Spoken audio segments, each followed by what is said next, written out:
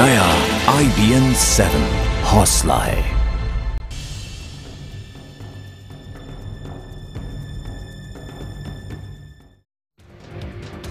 और इस वक्त की बड़ी खबर आ रही है। बता दें कि पंजाब के मोगा से खबर है, जहां पर नाबालिग से छेड़खानी के बाद बस से धक्का दिए जाने की वजह से हुई मौत के मामले में पीड़ित परिवार लड़की का अंतिम संस्कार कराने के लिए तैयार हो गया है। पीड़ित परिवार को पंजाब सरकार ने बतौर मुआवजा 24 लाख रुपए दिए हैं। पंजाब सरकार ने पीड़ित परिवार को ये भरोसा भी दिया है कि इस मामले को फास्ट ट्रैक कोर्ट में चलाया जाएगा ताकि उन्हें जल्द से जल्द इंसाफ मिल सके। सरकार की तरफ से मिले भरोसे के बाद पीड़ित परिवार इससे संतुष्ट है। इस बीच परिवार के मान जाने के बाद पीड़ित मां को मोगा के फरीदकोट के अस्पताल में शिफ्ट किया गया है। मृतक के शव को भी पोस्टमार्टम के लिए फरीदकोट भेज दिया जाएगा। इससे पहले पीड़ित परिवार ने बस कंपनी के मालिक के खिलाफ एफआईआर दर्ज करने की मांग की थी, लेकिन अब इस रुख में नरमी के संकेत नजर आ रहे हैं।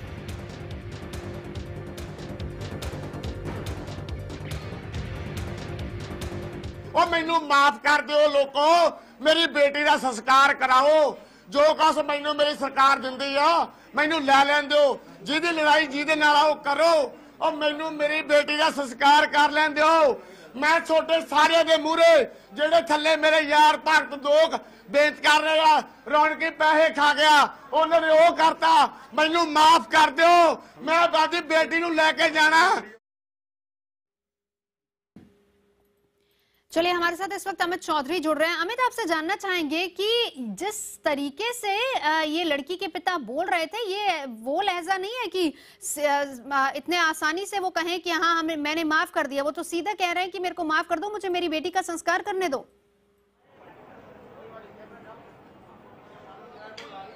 जी हाँ, बिल्कुल, क्योंकि पिछले आज 5वां दिन है इस घटना के बाद जब ये घटना घटी थी, और पिछले 5 दिनों से जो उनकी जो बच्ची की डेड बॉडी है वो मॉर्चरी में पड़ी हुई है। क्रीमेशन अब तक नहीं हो पाया है।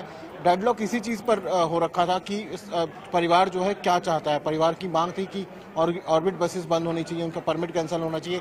एक बार तो आके उन्होंने सुखबीर बादल का इस्तीफा भी मांग लिया था, लेकिन परिवार के ऊपर भी कई तरफ से दबाव था। जो राजनीतिक पार्टियां इस मामले को यहाँ पर प्रदर्शन कर रही थी, उनकी तरफ से भी दबाव था कि वो सरकार के सामने ना झुके। लेकिन दूसरी तरफ सरकार की तरफ से भी दबाव बनाया जा रहा था कि इस मामले को जल्दी से जल्दी निपटाया जाए। तो इन्हीं दबाव के बीच में आप जो ये जिस तरह की क्या परिवार पर पॉलिटिकल प्रेशर था कि आप मत झुकिए सरकार के आगे? मतलब वहां पर मौजूद है उस दिन से, क्या परिवार पर कोई पॉलिटिकल प्रेशर था दूसरी पार्टियों का कि आप सरकार के आगे नहीं झुकिए?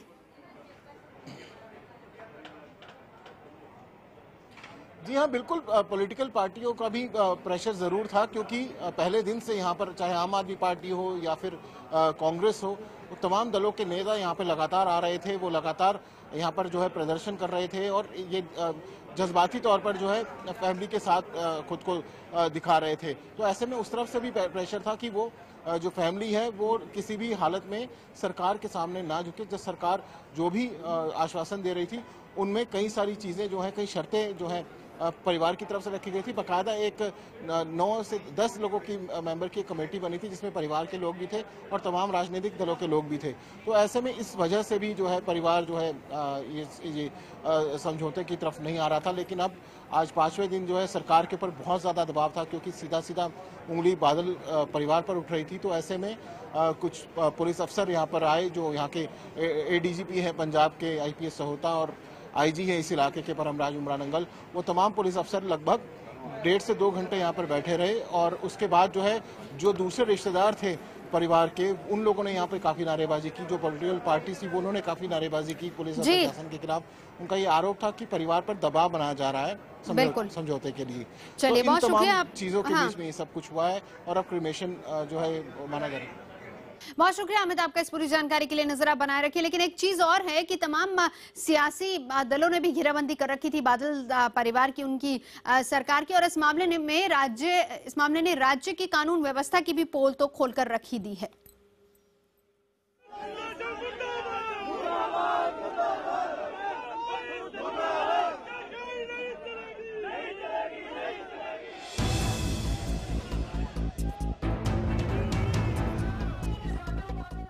पंजाब के मोगा में 13 साल की नाबालिग लड़की से चलती बस में छेड़खानी और उसके बाद धक्का देने से हुई मौत। जो कुछ हुआ वो इंसानियत को शर्मसार करने वाला है, लेकिन ऐसे अपराध अक्सर देश के किसी न किसी हिस्से में होते रहते हैं। कभी दिल्ली, कभी पंजाब, कभी यूपी, कभी हरियाणा, तो कभी कहीं और हर वाक़ये के बाद ऐसे ही विरोध प्रदर्शन और सियासी नफा नुकसान के लिए बयानबाजियां भी होती हैं। असल सवाल ये है कि क्या हमने दिल्ली के निर्भया कांड से कोई सबक नहीं लिया? क्या किसी सरकार ने ऐसी घटनाओं को रोकने के लिए कुछ ठोस नहीं किया? क्या अपराधियों में कानून व्यवस्था का खौफ खत्म हो रहा है? क्या समाज भी अपना काम निभाने में नाकाम हो रहा है? ये सवाल अगर उठ रहे हैं तो इसकी वजह है मोगा के बस स्टॉप के सीसीटीवी कैमरे में कैद ये तस्वीरें बहुत कुछ बयां कर रही हैं। सीसीटीवी कैमरे में एक शख्स बेचैनी से बस का इंतजार करता नजर आता है। इसके बाद दूर से आती बस को देखकर ये शख्स तेजी से दूसरी तरफ भागता है, लेकिन तभी बस ट्रैफिक नियमों को धता बताते हुए गलत लेन में दौड़ने लगती है। इस दौरान बस की सामने से आ रही एक ट्रैक्टर से टक्कर होते होते बचती है। लेन बदलते ही वो शख्स दोबारा लौट कर आता है और जैसे ही बस की रफ्तार हल्की सी धीमी पड़ती है, ये शख्स लपक कर बस में सवार हो जाता है। कानून व्यवस्था को ताक पर रखकर चलने वाली ये बस है सूबे के मुख्यमंत्री प्रकाश सिंह बादल की कंपनी की। यही वो बस है जिसमें मां और भाई के साथ सफर कर रही एक लड़की के साथ कथित रूप से छेड़खानी की गई और बाद में उसे धक्का देकर मौत के मुंह में धकेल दिया गया। और यही वो शख्स अमर राम है जिस पर बस के दूसरे कर्मचारियों के साथ मिलकर छेड़खानी करने और मां और बहन को धक्का देने का आरोप है। अमर राम बस का हेल्पर बताया जा रहा है। छेड़खानी का विरोध करने के बाद धक्का दिए जाने की वजह से पीड़ित लड़की की मौत हो गई, जबकि मां और बेटे का अस्पताल में इलाज चल रहा है। वहीं इस घटना के विरोध में प्रदर्शनों और बयानबाजी का सिलसिला चल पड़ा है।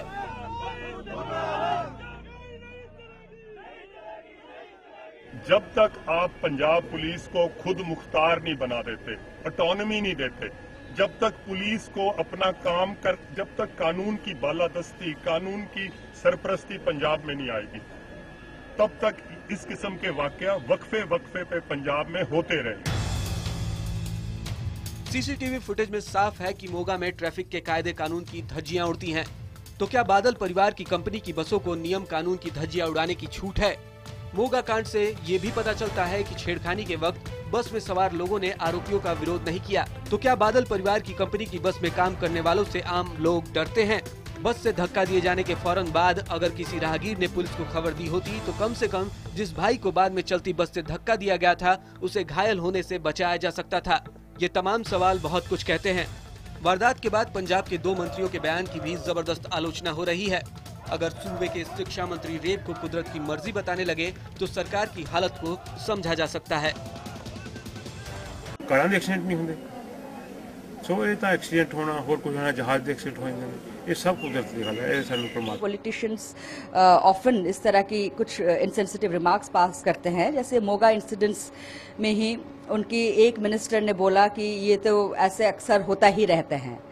सो it clearly shows that how insensitive they are towards the situation. और किसी और एक सीनियर मिनिस्टर ने वो कहा कि ये तो भगवान की मर्जी है। मोगा कांड पर सरकार और खुद मुख्यमंत्री प्रकाश सिंह बादल ने दुख जताने में देरी नहीं की, लेकिन जिस शख्स के हाथ में सूबे की कानून व्यवस्था हो, जिस शख्स की कंपनी की बस के कर्मचारियों पर ऐसे गंभीर आरोप लगे हों, वो सिर्फ सफाई देकर नहीं बच सकते। इस बीच किसी शख्स ने इस संबंध में छपी खबरों की कतर ने पंजाब हरियाणा हाईकोर्ट को भेज दी। इस मामले को हाईकोर्ट ने स्वतः संज्ञान लिया। सोमवार को इस मामले की सुनवाई होगी। जाहिर है सारी नजरें अब हाईकोर्ट पर टिकी हैं। अमित शर्मा, मोगा, IBN 7।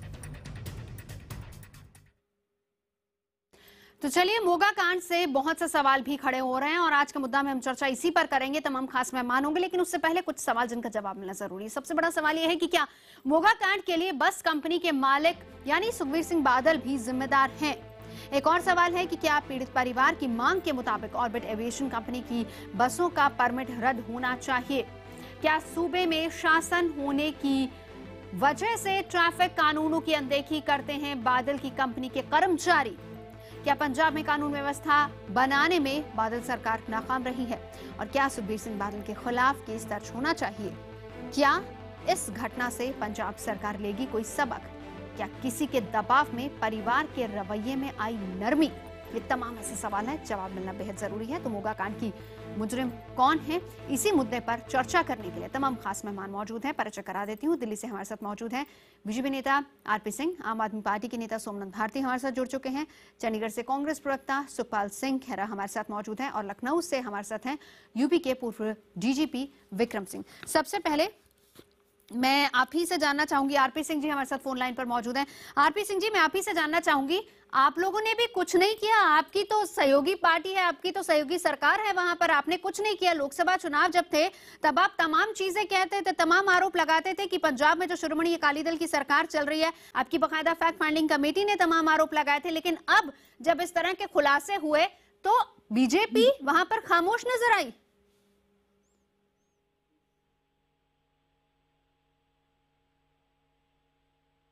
आरपी सिंह जी, मेरी आवाज आप तक आ रही है? सवाल आपसे है मेरा।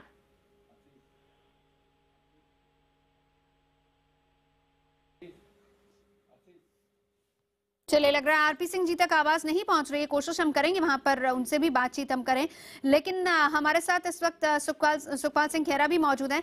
सुखपाल जी, मैं आपसे जानना चाहूंगी, सिर्फ और सिर्फ सियासत हुई, क्योंकि यहाँ पर हमने सुना जो पीड़ित के पिता थे, जो उनका बयान था, उन्होंने सीधे तौर पर कहा कि मुझे माफ कर दीजिए, मुझे मेरी बेटी का अंतिम संस्कार कराना है, मुझे जाने दीजिए। यानी वो उन पर भी किसी तरह का कोई पॉलिटिकल प्रेशर था कि आप झुकेंगे नहीं। देखिए, ऐसी बात है कि जो पीड़ित परिवार है, मैं उनसे मिलने गया था मोगा हॉस्पिटल में। उनकी शिंदर कौर जो लड़की की माता है, वो बहुत गरीब आदमी है। They are literally living below poverty line. तो ये जो सारा मसला उठाया, सारे मुल्क में एक इशू बना, उसके कारण बादल गवर्नमेंट के ऊपर दबाव बना, जो उनसे मिलने तक भी नहीं कोई गया था। लेकिन अब वो उनके भीख मांग रहे थे, अपने बसों का उन्होंने लाइसेंस ऑर्बिट का बंद कर दिया पंजाब में। और इन लोगों के ऊपर तो बहुत बड़ा प्रेशर था, बहुत इनको लालच दिया जा रहा था। हम मानते हैं कि वो गरीब है, हमारा उनसे कोई गुस्सा गिला नहीं है अगर वो कॉम्प्रोमाइज भी करते हैं। लेकिन this case is against the state, it's a criminal case, it's not against the father of the girl. या उस पिता की बात है। सवाल अर्शदीप अकेली का नहीं है, सवाल है कि क्या मुख्यमंत्री की गाड़ियां, बसें जो है वो गुंडागर्दी करती रहेंगी, ऐसे ही वारदातें उनमें होती रहेंगी। एक केस हुआ तो कांग्रेस ने आवाज जरूर उठाई है, ये एक केस हुआ। और भट्टल ने क्या कहा वो भी आपको सुनवा देते हैं। खून का बदला खून, यानी भड़काने की कोशिश उन्होंने की। हम एक बार सुनवाते, आप रहिए हमारे साथ, क्योंकि इसका जवाब मुझे लेना आपसे। भट्टल क्या कह रही वो भी सुन लीजिए जरा। ऐसी सजा होनी चाहिए, बेकसूर मासूम की मौत का बदला मौत तक होना चाहिए। उसको बिल्कुल जैसे हम चाहते हैं चौराहे में खड़ा करके, ताकि और कोई किसी की बेटियों के साथ ऐसा सलूक ना करे, ऐसी उसके साथ बर्ताव होना चाहिए। कांग्रेस की नेता है भट्टल। सुखपाल जी, अब मैं आपसे जानना चाहूंगी, ये एक केस हुआ, आप सब लोग बोल रहे हैं, भट्टल कह रही है खून का बदला खून, लेकिन इससे पहले हमने विपक्ष को इतना एक्टिव देखा ही नहीं। बेगुनाह लड़की के साथ ना हो, जो लार्जर इशू, प्लीज अंडरस्टैंड, हम इसको कोई पॉलिटिसाइज करने की बात नहीं है। अगर हम लोग ना बोलते, अगर हम लोग उनकी मदद ना करते, तो फिर आप लोगों ने, टेलीविजन वालों ने या लोगों ने बोलना था कि कांग्रेस बिल्कुल चुप बैठी है और अपना विरोधी रोल है विरोधी पार्टी का वो अदा नहीं कर रही। इसलिए हमारा फर्ज बनता है कि कहीं भी अन्याय हो, कहीं भी ज्यादती हो, कहीं भी धक्का हो, तो हम लोगों का फर्ज है टू हाईलाइट द इशू। हमने जाकर के वहां प्रोटेस्ट किया, हमने वहां धरने लगाए, प्रेशर डाला, तभी ये बादल जागे अपनी नींद से। वरना तो बादल और सुखबीर वहां हरसिमरत कौर जो रोज बोलती हैं पार्लियामेंट में, नन्ही छां की बात करती हैं, लड़कियों की बात करती हैं, तो मिलने भी नहीं कभी गए वहां पर। और मैं यहाँ पर ये कहना चाहता हूँ कि अभी भी हमारी मांग वही पर है, ये भी नहीं हुआ, आपका प्रेशर फिर भी उतना रंग नहीं लाया। भट्टल जो बात कह रहे हैं वो सिर्फ भड़काने वाली बात है। दर्ज होना चाहिए, and the high court must monitor this case. It is not about one Arshdeep, not about one Sukhdev, the father of the girl. It's a crime committed against the state. Please try and understand. इसके खिलाफ पुख्ता action होना चाहिए और हमारी कार्रवाई, हमारी protest जारी रहेंगी जब तक सुखबीर बादल के खिलाफ मुकदमा 304 के तहत दर्ज नहीं होता। ठीक है, सुखपाल जी रहिए हमारे साथ आरपी सिंह जी जुड़ गए। आरपी सिंह जी, मेरा सीधा सवाल है, बीजेपी साइलेंट मोड में क्यों नजर आ रही पूरे मोगा कांड में? मतलब कि आपको क्यों ऐसा लग रहा है? आप खुद देखिए, आपकी सहयोगी पार्टी है, आपने किसी भी तरह का कोई प्रेशर उन पर नहीं डाला। सेंटर में आपकी सहयोगी, स्टेट में आपकी सहयोगी, आपने प्रेशर नहीं डाला। लोकसभा चुनावों के टाइम पर आपकी फैक्ट फाइंडिंग कमेटी में ये रिपोर्ट थी कि शिरोमणि अकाली दल की जो सरकार है वो वहां पर ठीक काम नहीं कर रही है। अब आपके पास मुद्दा था, लेकिन आपने प्रेशर डाला ही नहीं किसी तरीके का, साइलेंट मोड पे बीजेपी। पहली बात तो पता नहीं कौन सी फैक्ट फाइंडिंग कमेटी की आप बात करें, तो प्रेशर की बात है। अगर आपको ध्यान हो, अगर मेरे ध्यान आप सुने हो या पढ़े हो, लगातार हमने कहा है कि जो लोग दोषी है उसके खिलाफ तुरंत कार्रवाई होनी चाहिए, एफआईआर दर्ज हो और ऑर्बिट बस को वहां से अभी उसको बनाने से रोका जाए। एक बात। दूसरी बात, जो साफ परिवार को मिलना चाहिए उसकी चिंता होनी चाहिए, ये हम लोगों ने लगातार कहा है। अगर आपको कहा यह सुनने में नहीं मिला या शाहजहां पढ़ने में नहीं मिला, तो हमारा टाइम बड़ा क्लियर है, दोषी को कड़ी से कड़ी सजा हो। ठीक है, आपने कहा आरपी सिंह जी कुछ ऑडियो में दिक्कत है, लेकिन मैं आपकी बात समझ रही हूँ। आपने कहा कि दोषी को कड़ी से कड़ी सजा हो, तो दोषी यहाँ पर क्या बादल और उनका परिवार बनता है नहीं, इस पर मैं वापस लौटूंगी। हम कोशिश कर रहे हैं कि ऑडियो थोड़ा क्लियर करा ले। सोमनाथ भारती, आपसे जानना चाहूंगी, आप पर भी ये आरोप लग रहे हैं कि आप ठीक है परिवार के साथ तो थे, लेकिन वहां पर अपनी सियासी जमीन भी तलाश रहे थे इस बहाने। देखिए, आप आरोप तो लगाते रहे, लेकिन जो बहसीपन और दरिंदगी का सबूत पंजाब में आया है और जो बादल परिवार जिसमें कि भाजपा बिल्कुल बराबर का हिस्सेदार है, ये तो डूब मरने वाली बात है कि आज के तारीख में बेटियों की इज्जत इतनी आसानी से खेली जा रही है। क्या कर रही है सरकार? निर्भया कांड से क्या सीखा हमने? निर्भया कांड के लिए जिम्मेदार थी कांग्रेस और इस कांड के लिए बराबर की जिम्मेदार है भाजपा। और भाजपा इसलिए आज नहीं बोल पा रही है बादल परिवार के खिलाफ क्योंकि भाजपा को चुनाव लड़ना है उनके साथ। उनको सिर्फ सियासी नजर आती है, बेटियों की इज्जत पे सियासत खेली जा रही है। अब निर्भया कांड के बाद इतनी कमीशनें बनी, कानून में बदलाव हुआ, 1000 करोड़ का फंड उन्होंने ईयर मार्क किया वुमेन सिक्योरिटी के ऊपर, लेकिन आज तक बेटियां ना सुरक्षित तब थी ना आज है, और इस तरह की सियासत अगर चलती रहेगी तो कल भी नहीं रहेगी। आज मैं सोमनाथ भारती एक सवाल आपसे जानना चाहती हूँ। एक सेकंड सोमनाथ भारती, भगवंत मान वहां पर मौजूद थे, एक छोटा सा जवाब दे दीजिए। एक सेकंड अपनी बात पूरी कर दो। प्रिंसिपल एम्प्लॉयर है बादल परिवार। आज बादल की पुलिस, बादल की सरकार, बादल का राज्य, बादल का ट्रांसपोर्ट, लेकिन बादल परिवार इसमें एक्यूज नहीं बनाया जा रहा है। इससे बड़ी दुख की बात क्या होगी कि प्रिंसिपल एम्प्लॉयर होने के बावजूद उनके ऊपर केस नहीं हो रहा, जैसा कि हमने निर्भया कांड में दिल्ली में करवाया था। ठीक है, मेरा यही सवाल आपसे है, भगवंत मान वहां पर रहे, क्या सिर्फ 24 लाख का मुआवजा काफी है? क्या इतने भर से आप लोग चुप कर जाएंगे? क्योंकि मांग तो यही उठाई गई थी कि सुखबीर बादल के खिलाफ केस दर्ज हो। हम तो कहां चुप बैठे हैं, ना कल चुप थे, ना आज है, ना कल रहेंगे। जब तक बादल परिवार के खिलाफ मुकदमा दर्ज नहीं होता और इसकी पूरी ऑर्बिट जो भी ट्रांसपोर्ट है उसका लाइसेंस कैंसिल नहीं होता, और जब तक वुमेन सिक्योरिटी के ऊपर अच्छी पॉलिसी बना करके उनकी सुनिश्चित नहीं की जाती वुमेन सिक्योरिटी, तब तक हम शांत नहीं बैठेंगे। पूरे पंजाब राज्य में जो बहसीपन है वो तो आज चरम सीमा पर है, और मुझे ये देख के इतना दुख होता है मैं बता नहीं सकता।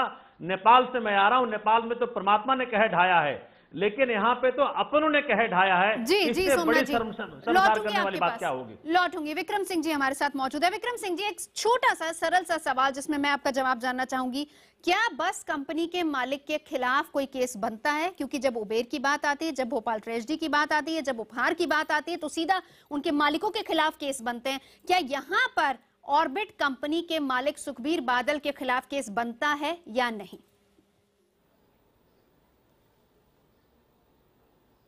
क्रिमिनल केस शायद न बने, लेकिन सिविल केस तो बनता ही है। क्रिमिनल केस में तात्कालिक जो अमर राम है वो, बस के ड्राइवर और कंडक्टर, ये मुख्य आरोपी हैं। लेकिन अगर इनके बयानों में कभी किसी प्रकार से मालिकान का अगर नाम आता है तो क्रिमिनल केस में भी मालिकान का नाम जोड़ा जा सकता है। ये है इमीडिएट लॉ की बात। लेकिन अगर लड़की के परिवार ने इनका नाम नहीं लिया है तो उनके खिलाफ मुकदमा नहीं लिखा जा सकता है, और अगर नाम लिया है तो पहले केस रजिस्टर होगा, इन्वेस्टिगेट होगा, फिर कार्रवाई होगी साक्ष्य के आधार पर। जी, एक और सवाल आपसे जानना चाहूंगी। उबेर वाला इंसिडेंट आपको याद होगा, जब हुआ तो उसके बाद पूरी उबेर टैक्सी सर्विस को बंद करने की बात कही गई। भोपाल रजिस्ट्री हुई, वो भी हमने देखा कि उसमें भी सीधा मालिकों के खिलाफ केस बना। उपहार में पूरा ऐसा माहौल बंद कर दिया गया। यहाँ पर मांग ये भी हो रही कि ऑर्बिट पूरी बसों को ही बंद किया जाए। और क्योंकि दो सवाल है, एक तो ये केस हुआ, दूसरा जिस तरीके से सड़कों पर ये बसें चलती हैं।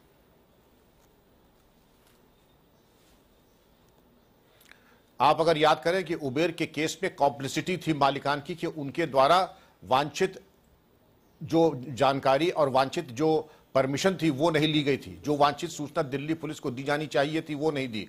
और भोपाल गैस ट्रेजेडी में जो गैस लीकेज हुई थी, उनके द्वारा जो मानक थे उनके उसको पूरा नहीं किया गया, जिससे कि भोपाल ट्रेजेडी हुई थी। इस केस में भी अगर आपराधिक अनुसंधान में ये बातें प्रकाश में आती हैं कि मालिकान के द्वारा किसी प्रकरण में उदासीनता बरती गई थी, लापरवाही बरती गई थी, तो मालिकों की उतनी ही जिम्मेदारी होगी जितने की उबेर में थी। लेकिन ऐसा होगा ही नहीं। सुखपाल जी, मैं आप ही से जानना चाहती हूँ, क्योंकि यहाँ तो मालिक भी वही है, बसें भी उन्हीं की चलती हैं। सुखपाल जी आऊंगी, सोमनाथ जी बस सुखपाल जी का रिएक्शन। देखिए विक्रम सिंह जी ने आप बिल्कुल दुरुस्त फरमाया कि अगर जो पीड़ित परिवार था उन्होंने नाम लिया है कि नहीं लिया बादल परिवार का, सुखबीर बादल का, उन्होंने क्लियर कट एक बिल्कुल सुखदेव सिंह ने सुखबीर बादल बाय नेम उसको एक्यूज किया और स्टेटमेंट दी, टेलीविजन पर पुलिस को दी और न्यूज़पेपर्स में छपा। उन्होंने बोला कि जब तक सुखबीर बादल के खिलाफ क्रिमिनल केस दर्ज नहीं होगा हम किसी तरह का कॉम्प्रोमाइज करने को तैयार नहीं। वो गरीब लोग हैं, अगर उन्होंने कॉम्प्रोमाइज कर भी लिया, this case is against the state, I want to say. और हाई कोर्ट को इस केस की खुद में मॉनिटरिंग करनी चाहिए, वरना तो हर केस में लोग मुकर जाया करेंगे, पैसे लेकर के बैठ जाया करेंगे। इट विल बिकम अ रोग स्टेट इन पंजाब। जैसे कई अरब कंट्रीज में ब्लड मनी होता है, ब्लड मनी, कि आपने क्राइम किया, बाद में आपने उन परिवारों को मना लिया, पैसे दे दिए और उस मामले को रफा दफा कर दिया। ऐसा हिंदुस्तान में नहीं होना चाहिए। इनको सजा मिलनी चाहिए, एग्जेम्पलरी पनिशमेंट मिलनी चाहिए, तभी बाकी लोगों को सुखपाल जी संक्षेप में, मुझे आरपी सिंह जी के पास भी जाना। विक्रम सिंह जी कुछ कहना चाह रहे हैं इस पर आप? जी, अगर प्रथम दृष्टया ने प्राइमा फेसाई अगर आपको लगता है कि कोई महत्वपूर्ण व्यक्ति, जैसे कि इस प्रकरण में सुखबीर सिंह जी का नाम अगर आता है या आ रहा है या नामित हो रहे हैं, तो इस केस को पंजाब हाईकोर्ट के माध्यम से सीबीआई को भी ट्रांसफर कराया जा सकता है। जी आरपी सिंह जी, अब मैं आपसे जानना चाहूंगी, आपका ऑडियो कुछ क्लियर नहीं था, लेकिन अब आप अपनी बात पूरी कर सकते हैं। जी बड़ी स्पष्ट बात है, हमने लगातार कहा है जो दोषी है उसको सख्त सख्त सजा मिलनी चाहिए। पुलिस ने तुरंत एफआईआर दर्ज करी, उन लोगों को अरेस्ट किया, ऑर्बिट बस सड़क से उतार दी गई, उनको अलग कर लिया गया। लेकिन वो फॉर द टाइम बीइंग है, एक मैं बात पूरी कर लूं, आपने बात करी, मैं बात कर लूं पूरी में बात। जो इससे बड़ा कंसर्न वो ये है कि सिर्फ ऑर्बिट बस नहीं, वहां पे चलने वाली जितनी बसें हैं वो बाकी और जितने प्राइवेट ऑपरेटर्स की चलती हैं, बेशक वो पंजाब सरकार की चलती हैं, वैसी हरियाणा में, दिल्ली में, यूपी में, देश भर में जहां बसें चलती हैं उनके ड्राइवर्स, कंडक्टर्स और हेल्पर्स को सेंसिटाइज करने की जरूरत है बहनों के और महिलाओं के प्रति, क्योंकि अभी ये प्रोसेस नहीं हो रहा, कहीं पे भी नहीं हो रहा। और मेरा कहना है कि ये प्रोसेस पूरे देश भर में जहां जहां हो सके उसको लागू करो और इसको कानून लाकर। सिंह जी, वक्त की कमी, एक आखिरी सवाल, क्या बस के मालिक पर केस बनता है या नहीं सुखबीर बादल पर? क्योंकि पीड़ित परिवार ने सीधे सीधे उनका नाम लिया है कि उन पर भी एफआईआर होनी चाहिए। अगर पीड़ित परिवार ने नाम लिया है और कंप्लेंट, उनकी कंप्लेंट में नाम है, तो जो कानूनी कार्रवाई बनती है वो कानूनी कार्रवाई होनी चाहिए। ठीक है, बहुत शुक्रिया सोमनाथ भारती जी। माफी चाहूंगी, वक्त की कमी है, मुझे यहीं पर आपको थैंक्स कहना पड़ेगा। बहुत बहुत शुक्रिया तमाम खास मेहमानों का यहाँ चर्चा में जुड़ने के लिए। तो अभी फिलहाल 24 लाख का मुआवजा दिया गया है, लेकिन इसके आगे मामला किस तरीके से बढ़ेगा, कल हाईकोर्ट में भी हियरिंग है इसकी, उस पर भी हमारी नजर